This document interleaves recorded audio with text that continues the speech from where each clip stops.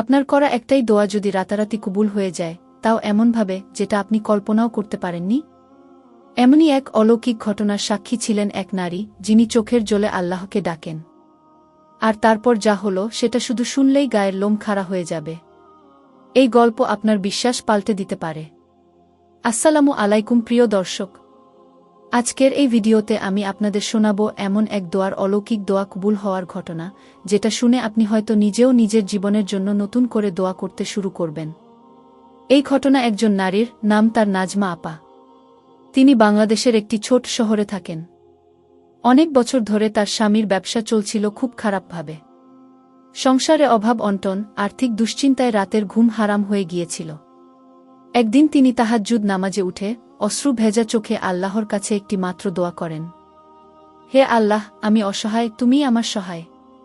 তুমি যদি চাও তাহলে এক রাতেই আমার সব বদলে যেতে পারে। তুমি আমার স্বামীর রিজিকে বরকত দাও, হালাল পথে উন্নতি দাও। তিনি বিশ্বাস করেছিলেন, কারণ রাসূল সাল্লাল্লাহু আলাইহি ওয়াসাল্লাম বলেছেন, তাহাজ্জুদের সময় আল্লাহ নিজ হাতে দোয়া কবুল করেন।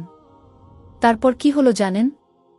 2 দিন পরেই হঠাৎ করে তার স্বামীর বহুদিন আগের এক বন্ধু বিদেশ থেকে ফোন দিল। সে বলল, ভাই, আমি এখন ভালো জায়গায় আছি। তোমার ব্যবসায় বিনিয়োগ করতে চাই, আমাদের একসাথে কাজ করার পুরনো স্বপ্নটা বাস্তব করি চলো। এই এক ফোন কলেই সব পাল্টে যায়। অভাবের সংসারে আসে বরকত। যেখানে খাবার জুটত না ঠিকমতো, সেখানেই শুরু হলো অন্যদের সাহায্য করার দিন। দর্শক, অনেকেই মনে করেন দোয়া কবুল হয় না, সময় লাগে। কিন্তু আল্লাহর কাছে সময় লাগে না। আল্লাহ বলেন, তোমরা আমাকে ডাকো, আমি অবশ্যই সাড়া দেব। সূরা গাফির আয়াত 60। তাহলে আপনি কেন থেমে যাবেন? আপনারও তো মন চাইছে কিছু, হয়তো শান্তি, হয়তো সুস্থতা, হয়তো রিজিক বা জীবনের সঠিক পথ। আজ রাতেই চেষ্টা করুন। একবার তাহাজ্জুদের সময় উঠে আল্লাহকে ডাকুন, মন খুলে, চোখ ভিজিয়ে, বিশ্বাস নিয়ে। হয়তো আপনার জীবনেও কোনো অলৌকিক পরিবর্তন অপেক্ষা করছে।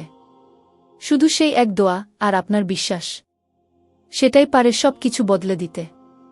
ভিডিওটি ভালো লাগলে একটা লাইক দিন, সাবস্ক্রাইব করে পাশে থাকুন, আর কমেন্টে লিখে জানান আপনি কখনো এমন দোয়া কবুলের অভিজ্ঞতা পেয়েছেন কিনা। আল্লাহ আমাদের সবাইকে কবুলকৃত দোয়ার সৌভাগ্য দান করুন, আমিন। আসসালামু আলাইকুম ওয়া রাহমাতুল্লাহ।